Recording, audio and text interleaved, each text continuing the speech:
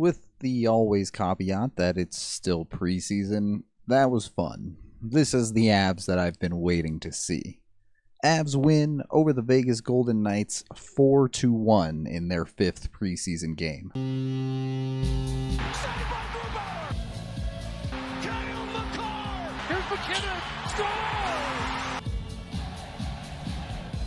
Both teams kind of iced weird lineups in this one. Vegas iced a bunch of their top-end players, but then threw in a bunch of AHL-level players as well, so that was weird. On the Avs side, they had some high-end prospects, they had some AHL-level defensemen, and they didn't really have the firepower as far as stars are concerned that Vegas did. If you want to call it that, the best player the Avs iced was Matt Calvert, and based on the game, he was their best player by a lot, but we'll get to that. While the Avs would eventually find their footing and never give it up in this game, the first period was pretty slow. After a full 20, shots were just 6-6, and honestly, I don't even think Vegas had a single real dangerous chance. The Avs, on the other hand, had Matt Calvert, a guy who only knows how to play one way, and that's all out. After giving the Avs some jump early, he gets rewarded and helps himself out on the breakout to pick up a goal. First off, a really nice play by Dan Renouf down in the corner to get this puck up the boards, and then you're going to see Calvert come in and do a nice job lifting Schultz's stick. This allows the puck to continue up the boards into open space, which TJ Tynan can then step into, and it's up to the races we go. It's a 2-on-2 for the most part, as the Avs are concerned here, but then Matt Calvert beats Schultz up the ice after winning the puck battle, creating a 3-on-2. Tynan just finds Calvert as the third man in. Calvert doesn't do anything fancy, gets it in the high slot, and just unleashes a missile that beats Subban clean. Calvert has always showed the work ethic to create plays like that. He has not always showed the skill to finish plays like that. And the reality is, that's why he's in the Avs' bottom 6. And if he can flash that every so often, that's a really good bottom 6 player. The rest of the first is pretty snoozy. Both teams trade power plays that they fail to score on at the end of it, and it's 1-0 after 1. From the start of the second period on, this game pretty much wasn't close. The Avs just completely crushed Vegas in every single facet of the game. They would extend their lead less than 100 seconds into the period. First of all, a fantastic stretch pass from Jacob McDonald to AJ Greer. Greer gets a perfect pass down the middle of the ice that leads to a partial breakaway for him. He opts to shoot from pretty far out, sensing the defenseman coming back onto him. The shot does get saved, but the hard work kicks in here. The puck gets deflected to the corner. Who else but Matt Calvert to come in and keep the play alive? Greer reads Calvert getting to this puck, gives him an option down in the corner. They play very well off of each other. Finds Greer down below the goal line. Greer recognizes Kamenev coming in off of the hash marks. Finds him with a beautiful flip backhand pass that suckers a few of the Vegas players in even more to him. And then Kamenev just immediately fires this puck off. Finds its way back into the net behind Subban. When you pass that well, sometimes you do get a little bit lucky. It does appear that Kamenev fires this puck in off of a leg. A nice little redirect for him. A very pretty play that winds up in the back of the net, even if the shot wasn't the cleanest one in the world, and this was far and away Kamenev's best game of the preseason. When he gets engaged and is willing to pull the trigger on the offensive side, he can have a significant impact in the game. I don't know why he hasn't really done that up to this point, but if you look at this game, he looks like he could easily be in the NHL roster. Just like so many others, though, he hasn't been able to do it consistently. However, with the news that Shane Bowers appears to have a lower body injury, Kamenev may have another chance at making the lineup. Granted, the Bowers situation was a bit interesting. It wasn't clear if he was going to make it anyway, and I'm not sure how serious this injury is. He did practice with the team in the morning and then flew out with them, but then was held out of the game with a lower body injury. So I can't imagine it's anything too serious, but probably enough to get him knocked down to the AHL, at least to start the season. After that, the Avs do have to deal with their first Zadorov is big, so he gets a 2-minute penalty of the year, and they handle it fine. And it's just pedal to the metal after that. They outshoot Vegas 15-6 in the period. The Avs get another power play of their own, which they fail to score on, which takes them to 0-24 in the preseason. That's a fun number. But they get another crack at it. and finally it goes in the net. Some great work by Matt Calvert, you guessed it, off the start to help the Avs win a faceoff here, and as he wins the puck battle, he just slings this thing backhanded, a perfect pass across to Calle Rosen, as the Knights have way overplayed the near side here. So Rosen has a ton of space to work with, and he does a very good job of walking into it. This is one of my pet peeves. I love it when defensemen do it.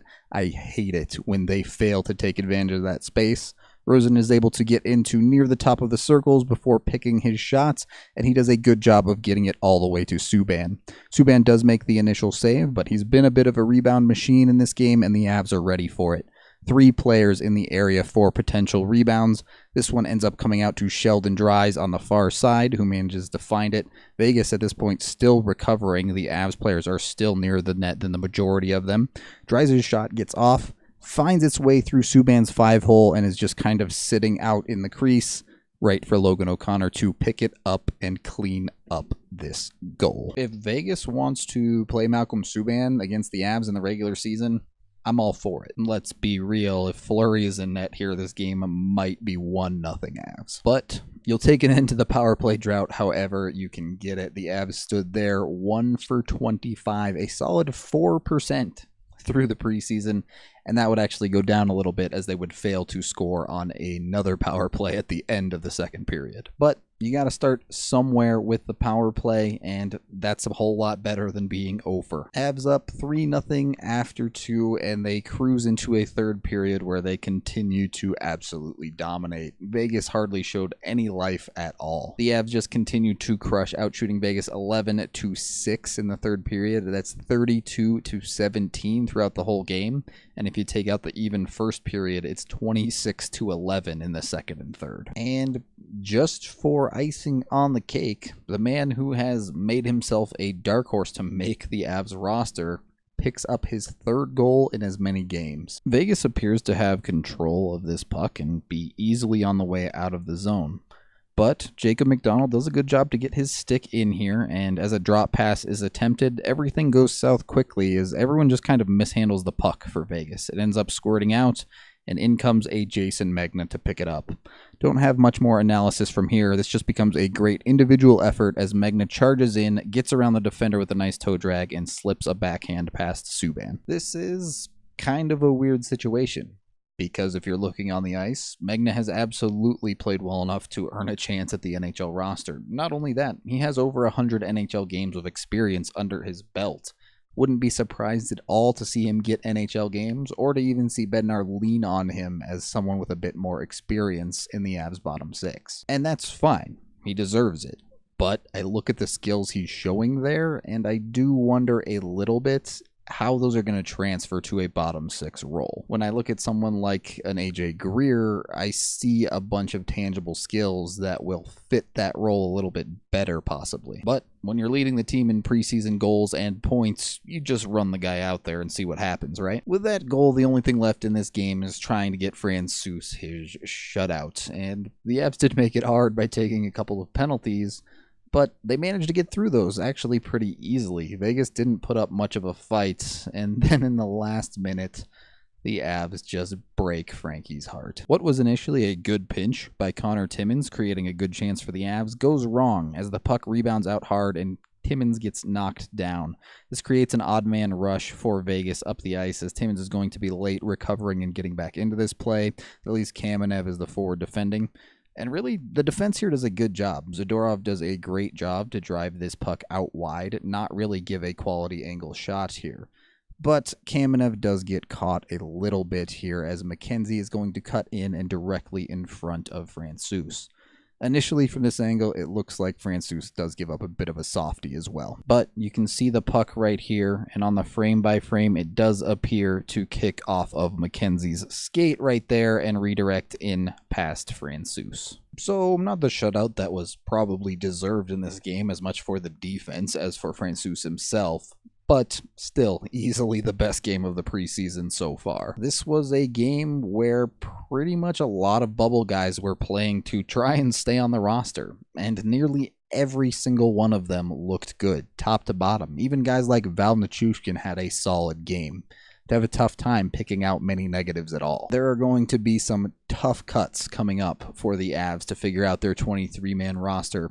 Not an enviable position to be in. At least the guy who has to make the cuts. The Avs as an organization are very enviable. That's a lot of quality depth. With one game left to go, I expect we'll at least see a couple of cuts before then, and it'll be interesting to see who's still around to play in that one. Oh yeah, Vegas hit a post in there and I forgot about it, so put that up on the board. That is the end of this preseason game video review. Thank you for watching, and as always, a special thank you to all of my contributors on both PayPal and Patreon. All of y'all are still awesome, and I really do appreciate it. If you like content like this, consider throwing a couple of bucks at the links down in the description. I'm Rudo3, and it's time to sign Mikko Rantanen. Just do it. Get it done right now, please.